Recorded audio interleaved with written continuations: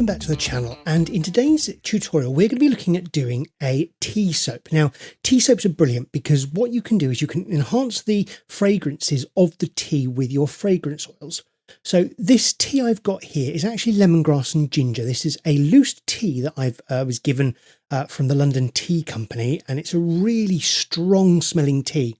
And what I've done is I've made up a very strong basically infusion of this, and you'll see here that I'm just pouring it off through a strainer to the amount of liquid that I need for my lye solution. I'm actually going to make my lye solution out of this tea.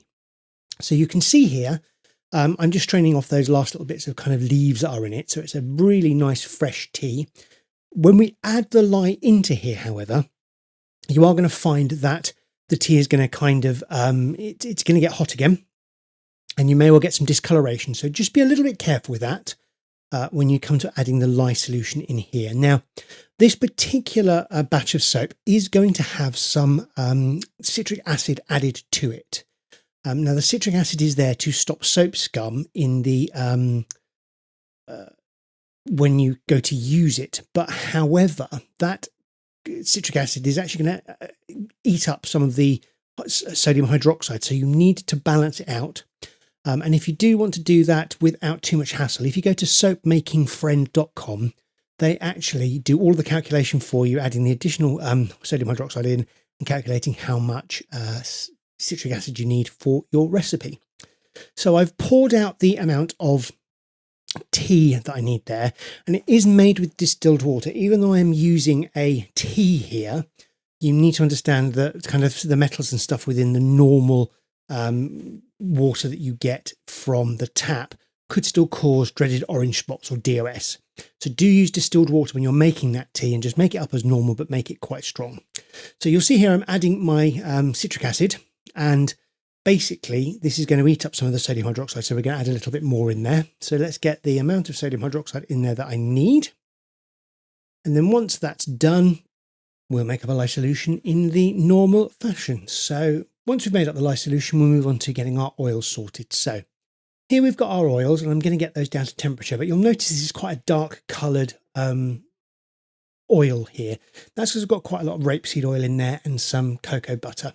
So I'm going to boost the lemongrass flavour with some lemon fragrance oil and also some ginger essential oil. So there's just a touch of ginger in there because it can be quite a harsh essential oil. So that's got lemon and ginger back into it. So we're boosting the flavours of the tea.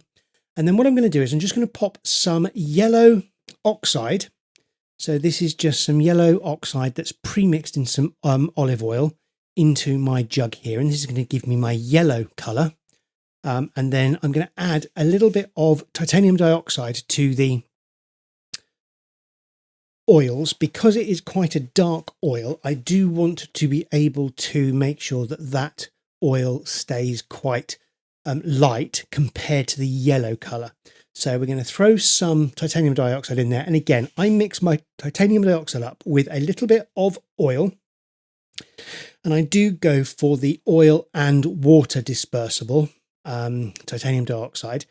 I do it with the oil, and then sometimes I do it with water and glycerin. So you can do it either or. And then what I'll do is just pop that into the oil and then give it a quick blitz with my stick blender in order to get that kind of really incorporated in there. So you can see that that's just the oil and the titanium dioxide mixing together. So we've got a really nice emulsion of those two, and we don't then have to worry too much about getting that incorporated once we add the lye solution in. Now, it's really important to understand that if you add a colorant or something like titanium dioxide to the oils and you then add your lye solution to it, it can become more difficult to spot trace. So if you are a beginner, it is worthwhile getting that done in a little bit of oil, getting your batter to trace, and then adding the solution. But you can see there that was quite a dark lye solution that we've just added in. We're going to get all of that out of there. The sugars that have been drawn out of the tea are going to caramelize a little bit, which is why it's got that little bit of a colour to it. And again, why I've added the titanium dioxide. So I get that into my oils and I just start stirring it. Now I work with quite small amounts of oils, and therefore I don't want to over blend and go too thick. But we're going to give this a very quick blitz with the stick blender. Let's get that working in there. So we'll get those blending together, and you can see that we've got a little bit of a colour change, but I think this is probably going to morph back towards a white colour, and we'll have a look at that in the final soaps when we have a look at them. But you can see there that we've got a nice emulsion starting to come together, and that is starting to produce a really nice colour. So blend that one up, and now the stick blender that I'm using here is actually from Aldi or Lidl, one of the two, and it was on their website. I saw it. It was a cordless rechargeable stick blender. I thought, well, we'll give it a go. I'm actually quite pleased with it. It cost me about £30. It was absolutely brilliant. So if you're looking for a relatively good stick blender that's cheap and doesn't have a cable to it, have a look at Aldi and Lidl, because they do some wonderful things. So what I'm going to do is pour off a little bit of my batter here into my yellow. So I've got a nice white colour and we've got yellow. And then we're going to just give that a nice stir. Now, the really nice thing with lemons or citruses and things like that within soaps, they can retard trace, which means they can stop your batter getting too thick. The titanium dioxide, on the other hand, can speed up trace. So you're kind of playing a fine line between getting it right and then getting it too thick. But you can see there I've had a little bit more yellow, because I wanted that just to have a little bit more of a colour to it. There's a real difference between the lemon and the non-yellow part of this soap. Because it's all pre-mixed, I can add it in like that. But if you are doing soap for the UK market, you do need to be very aware of how much of each one of these you're adding, so it goes onto your assessment. And I will be doing a series on how to make soaps ready for assessment. But you can see there we've got a nice thick soap happening there. I'm going to give this a quick stir, and it is starting to thicken up on me a little bit. So what we're going to do is just do a very, very simple kind of one pot wonder swirl with this one. Get it into the mould so we get some nice striations through it, and just make it a very, very simple soap, easy for beginners to kind of get to grips with and really enjoy making soap. So I've got to bring my mould in here, and I've got a tall and skinny mould. This is an acrylic tall and skinny mould I got from Custom Craft Tools, which are in the US. I really love it. One of the things you will find with that is it will sometimes it'll be difficult to get the soap out, so you just need to watch that. But you can see there I've poured the soap from the yellow into the white, give it a quick stir, not so that it's fully incorporated, but it's got all these lines and striations through it, and I'm just pouring it into the mould side to side, stroking it backwards and forwards, and that's going to give me some really nice stripes running through it. But you can see how that's really starting to thicken up on me. So these sorts of pours are brilliant if your soap does kind of make that jump towards getting too thick. You can actually then just do something quite quickly as a pour like that and still get a really nice design out of it. And then all I'm going to do is scrape the rest out onto the top, put the other yellow onto the top of that one, give it a little bit of a stir, and then I am going to pop this into the oven to C-pop overnight. And for those of you that don't know what C-pop is, C-pop stands for cold process oven process. What it means is you're going to force your soap through gel.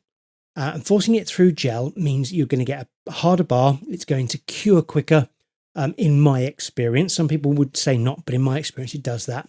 And your colours are going to pop more. So the yellow should be more yellow. However, whites do not fare well when being C-popped. So you'll actually find that my white will be slightly less white and more kind of cream. So I'm just going to run around the edge of the mould just to get rid of any of the edges. And then I'm just going to do a very quick pattern on the top. You're not going to really see this as far as kind of like striations are going, but it'll give you a nice pattern. And as you cut the bars, they're going to look really nice on top. So we'll get the lid onto the mould here, and I'll see you in a few moments for the cut of this lemon and ginger tea soap. And here we are back with the cut. So we've got the beautiful colour of the oxides in the top there. Let's get a cut through here and see what we end up with. And look at that. That one pot wonder has given some really nice striations and swirls through that soap. Just looks absolutely wonderful. It smells divine. You've got that ginger and lemon, and it's equaling the kind of ginger and lemon from the tea. The tea will put lots of antioxidants and stuff within the soap itself. And whilst we can't make any claims as to what that will do for you, it'll certainly make a lovely, bubbly bar of soap that will get you clean. Let's get these last few bars off here. And there you go. You can just see a little bit of the shape through there. We'll get the last couple of bars cut, and then I'll just stack those ones up for you to have a little bit of a look at on the cutter there. And there we go. That is your lemon grass and ginger tea soap. So I hope you've enjoyed this tutorial. So soapsters, if you have enjoyed this video, please give it a like. And if you haven't already, please think about subscribing to the channel. It really helps me grow and it allows me to make more tutorials and videos for all of you out there. When you subscribe, don't forget, if you want to be notified when new videos are uploaded, click the bell icon. And thanks a lot for joining me. Have a good one and happy soaping.